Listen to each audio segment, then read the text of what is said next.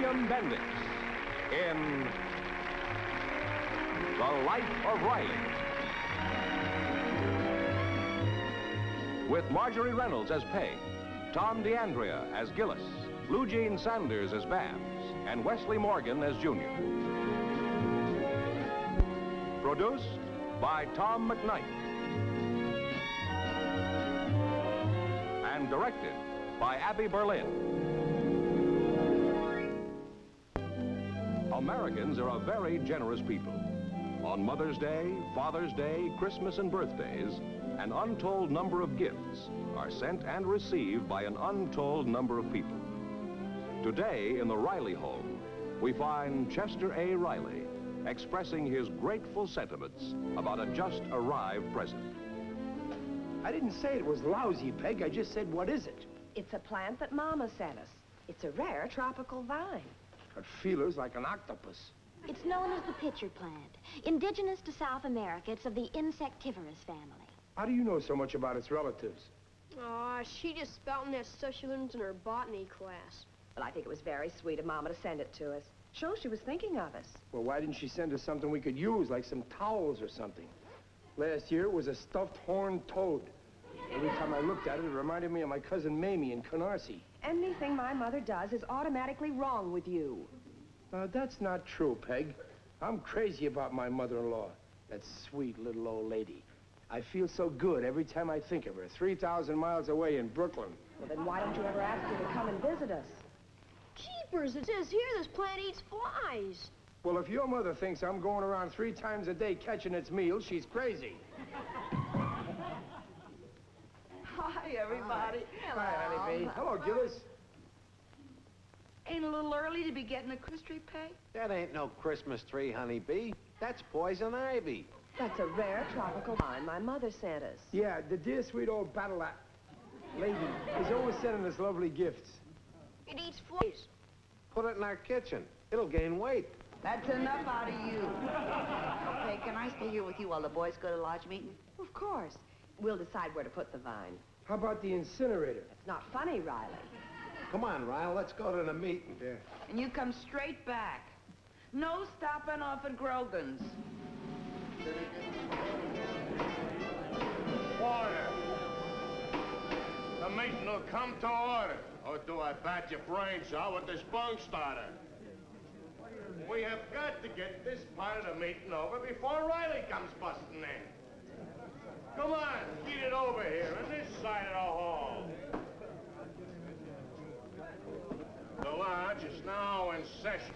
Brother Muley will read the minutes of the last meeting, and the rest of the brothers will quit yakking. On our last meeting, it was unanimously passed with only 5 dissenting votes from 5 crumbs. Throw the bombs out. Order. Go on, Muley. To wit, the honor of a brother who has diligently given his time and efforts and loyalty to making the lodge what it is today. I speak of none other than our beloved brother, Chester A. Riley. Are there any questions? Yes, Brother Schmidler. What time is...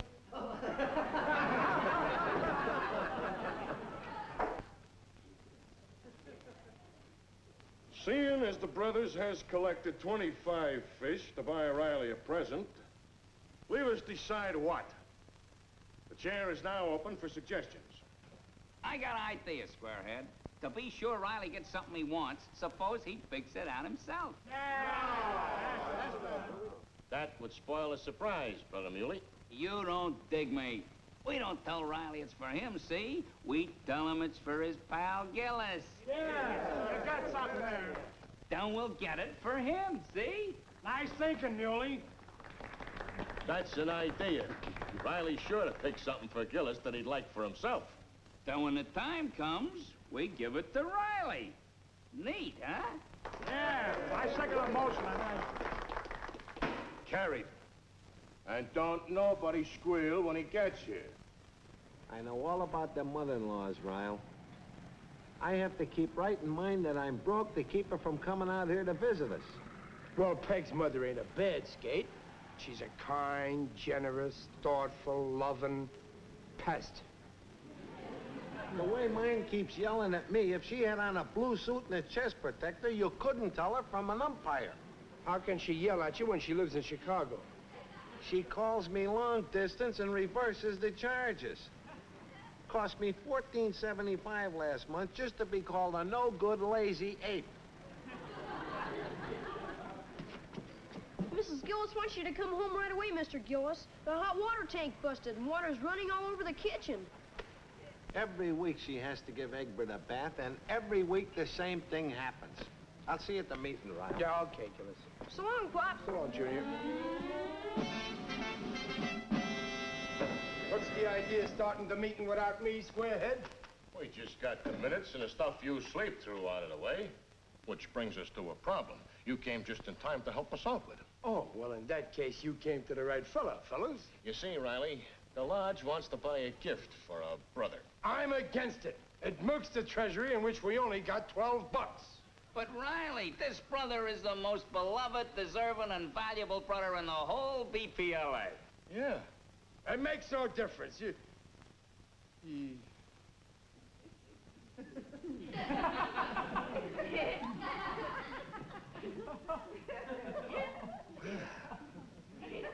Gosh, fellas, this valuable, beloved brother don't expect no reward. He just does it out of the goodness of my heart. How much you got to spend? Well, with hard work, prying, and a few belts in our nose, we collected 25 bucks. And we want you to pick out this gift on account of you know this Satan brother so good. If I don't know him, You and Brother Gillis are pretty great pals, ain't you? Natch. And who knows what he likes better than I?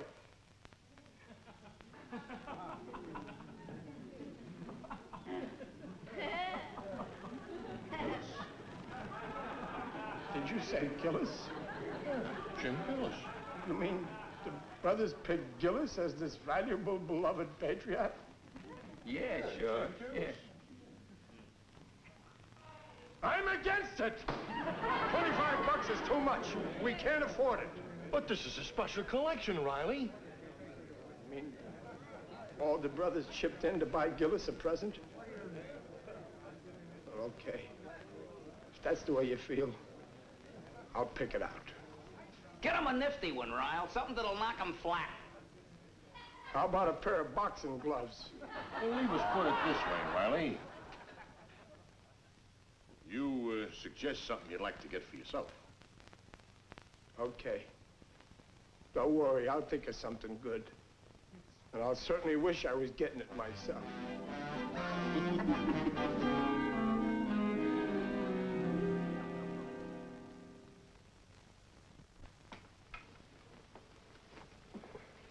You'll have to move, Riley. I want to get under there. Mop around me. These shoes are waterproof. Oh, stop feeling sorry for yourself. The world isn't coming to an end. Just can't believe it. The lodge picking Gillis, and then picking me to pick him a present. Shows that they trust your judgment. Why don't they trust Gillis's judgment and let him pick me out a present? Oh, don't be a bad loser, Riley. Now get out from under my feet and go out in the living room, see if you can find something out of Henshaw's gift catalog. What I'd like to buy Gillis, you won't find in any gift catalog. You and Mr. Gillis were born and brought up together, weren't you, Dad? Yeah, you might say we was nursed out of the same bottle. You and Mr. Gillis lived in the same block on Kosciuszko Street, didn't you, Pop? Yeah. We were practically insufferable in those days, always together.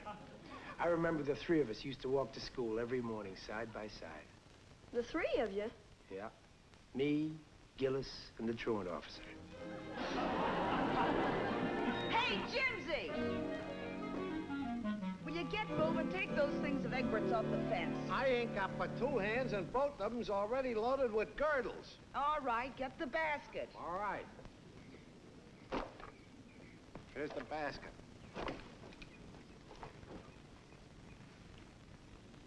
Look at this shirt. Who put oil on the fence? Oil?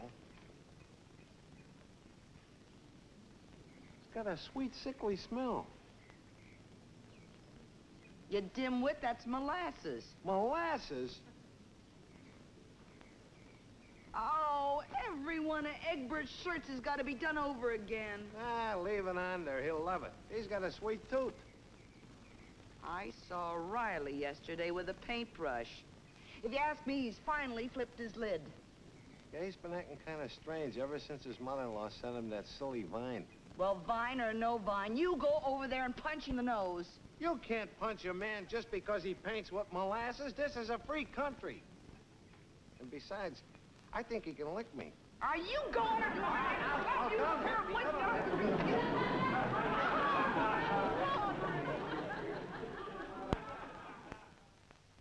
Come on, eat. I can't stand here all day. Come on. What you feeding the plant? Hamburger. Jeepers, Pop. I don't think it's supposed to eat that. Look, Junior, if this plant wants to live here, it'll eat what we eat or it'll go without. Come on, eat. Come on.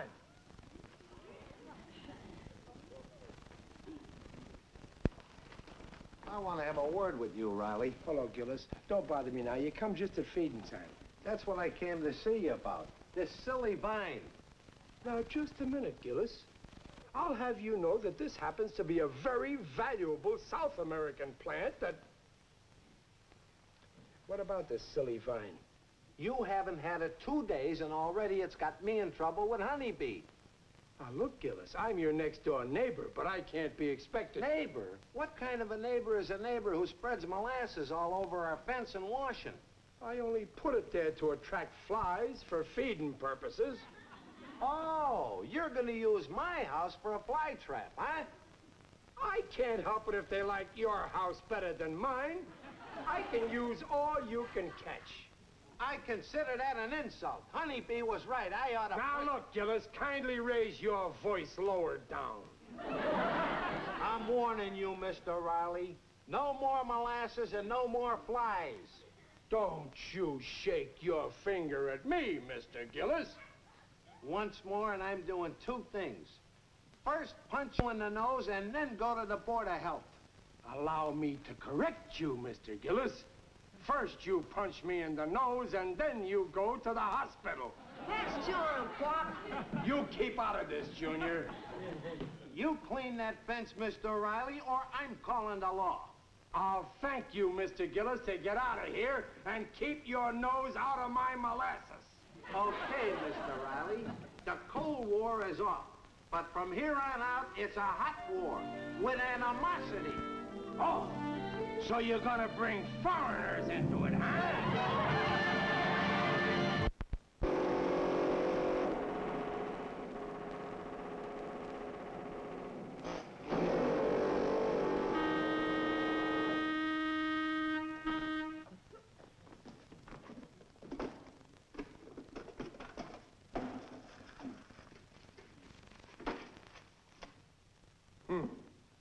Meatloaf again. It's nauseating.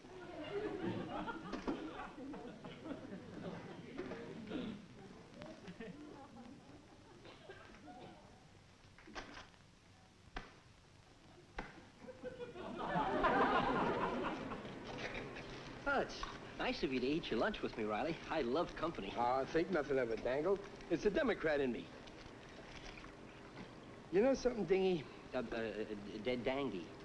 Oh, yeah, Dangy. I still can't think of a present nasty enough to give Gillis that cost 25 bucks. What's his pet hate? Me. Next to that, I guess his mother-in-law. He can't stand the sight of his mother-in-law. Dangle. A ghastly thought just struck my brains. I've got it. Oh, no. Oh, goodness. Oh, Riley. Oh, no. I'm telling you, brothers, it's the greatest gift you could present to him. That sounds screwy to me. I don't... Are you sure about this? Now, look, fellas. I did just what you said. I've been thinking hard for a couple of days. Yeah, and for him, that ain't he. Get up, Dykin. Go ahead, Riley. And then I started talking to myself. That proves he flipped his lid. Not out loud. I kept saying to myself over and over again, what would you want, Riley, if you was this popular, beloved brother, which I ought to have been? And the answer came back like a flying saucer. A visit from my darling mother-in-law. Are you sure you didn't add sardines and bananas or something like that there? I'm as normal as I'll ever be. You see, I know how Gillis feels about his dear wife's dear mother. You think he'd honest like to have her visit him? He would love it as much as I'd love it. If the voting had been on the square. But we ain't got that much money to bring his mother-in-law from Chicago. Look, fellas, this is what he wants. Well, that being the case, maybe the Treasury could kick in a little more for a bus fare. And we'd only have to buy her a one-way ticket. Once he gets her out here, he'll never want to part with her. Riley, if you say so, it's your funeral. I mean, let's do it. I will see that the aforementioned mother-in-law involved gets her ticket to L.A. The lodge will never forget this occasion.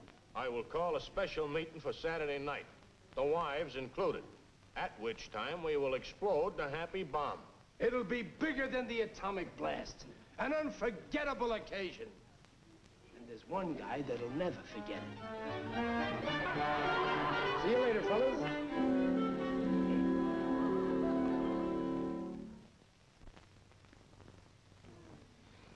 Stop shaking the floor, Pop. You'll knock over my atomic blast tower. I'll knock over more than that before this evening is over. Hurry up, Peg. I don't want to miss anything. I've never seen you get so excited over a lodge meeting. This is more than a meeting, Babs. This is the night that Gillis the Gopher gets the prize that's coming to him. I still don't know why you kept it such a secret. I've got my own personal reasons. Will we be able to see it? Not only see it, you'll be able to hear it for 2 blocks. I'm ready, Riley. Let's go. Hi. Can I go in the car with you folks? Of course, honeybee.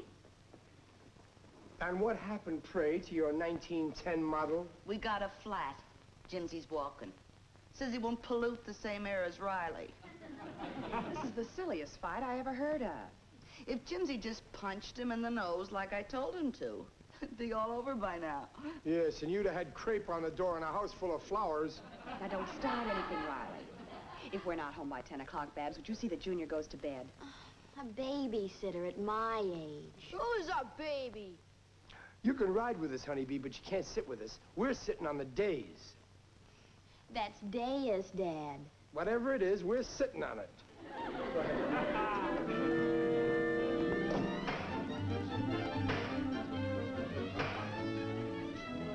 Brothers of the BPLA and ladies, welcome. This is a special occasion for the Brooklyn Patriots of Los Angeles. So will the members playing cards stop and join themselves and come over and join their wives. Throw the bums out. We are gathered together to honor the member chosen by popular vote and recounted 3 times as being the most valuable and worthy member, and present him with a well-earned prize.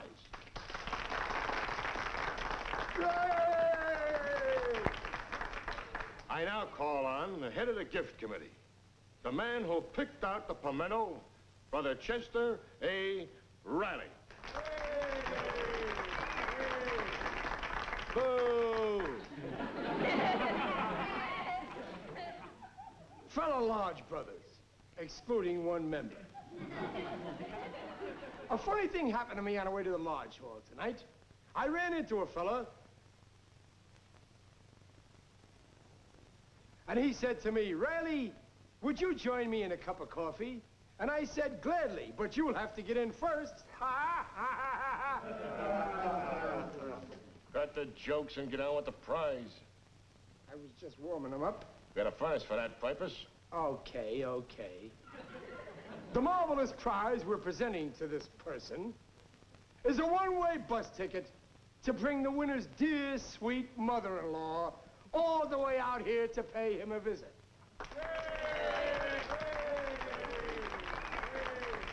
Now, take it easy, folks, while our beloved president, Squarehead Malloy, tells us who gets this prize package. Without further bum jokes or other ado, I present the winner and most popular lodge member, who will soon fold his sweet mother-in-law in his arms. None other than Brother Riley.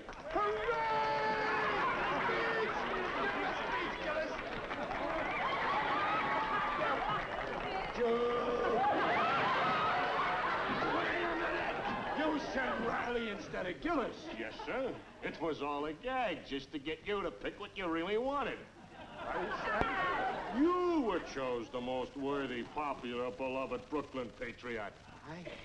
Me? You mean my mother-in-law is coming out here to visit me? Yes, sir. She's on her way. She gets here Monday. Stop the bus! I'm calling for a caucus. I demand a recount on this revolting development.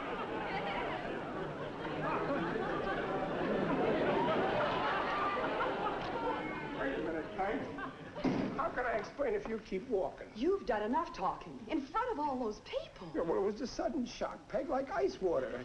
What is my mother, a witch, an ogre? Yeah, I mean, that's a leading question. I refuse to answer. Very well. You can sleep on the couch. Wait a minute, Peg. That couch has got 3 broken springs. The last time I slept on it, it bit me like an Alec. I won't stand for this.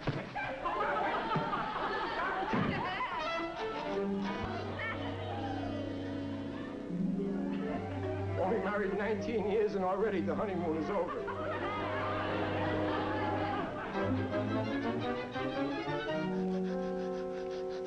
Hello, Junior. Hi, Pop. How's your back? It's killing me. 2 of them couch springs must be coiling up my sacred iliac. That's tough. Are you going in the house? Is your mother still mad at me?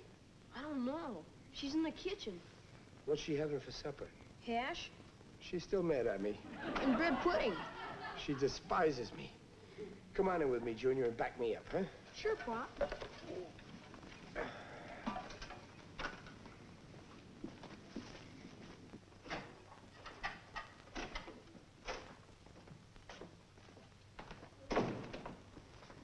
Hello, sweetheart. Mom isn't speaking to you, Dad. Oh, heck, Mom. Pop wants to apologize. You can tell your father that I'll feed him, but I have no intentions of speaking to him. She spoke, Junior. That was your mother's own dear, sweet voice. Pop's sorry about the fly-eating plant, Mom. And Grandma, too. Well, I still believe that he killed the plant on purpose. That's not true, Peg. I never laid a finger on it. Even when a creeper tried to creep in bed with me. Well, it couldn't have just died by itself, Dad. The pitcher vine is a hardy jungle perennial. Well, maybe he got homesick for the jungle. Well, if you want to know, I can tell you what killed it. Quiet, Junior. Remember which side your allowance is buttered on. But when is your dear, sweet mother coming, Peg? I can hardly wait to see her. I'm so anxious I could jump with joy right off a building. What I say? She isn't coming, Dad. Not coming? No, she sent us a telegram and said she wouldn't be able to make it this year. Well, this is awful. She can't disappoint me like this. I imagine you'll be able to bear the pain. Oh, and sent you a present to replace the dead pitcher vine. It just got here. It's in the living room. What is it this time, a skeleton or a mummy? It's a different specimen of the genus Insectivorous carnivori. You mean another fly-eating plant? It's keen, Pop. And it doesn't eat flies. Well, that's a relief anyhow. For your information, it's a hybrid. Oh. And it feeds on bees. Bees. Bees! Yes, bees. Well, I'm going to have a fine time sitting out in the backyard dressed up like a honeysuckle trying to catch bees. I ain't shaking the hand that threatened to punch hose. Go on, do like I say. Stop shoving me. A guy who could think up a diabolic thing like that ain't no true brother. Now, both of you stop acting like spoiled children. If Honeybee and I can forgive you, you can forgive each other.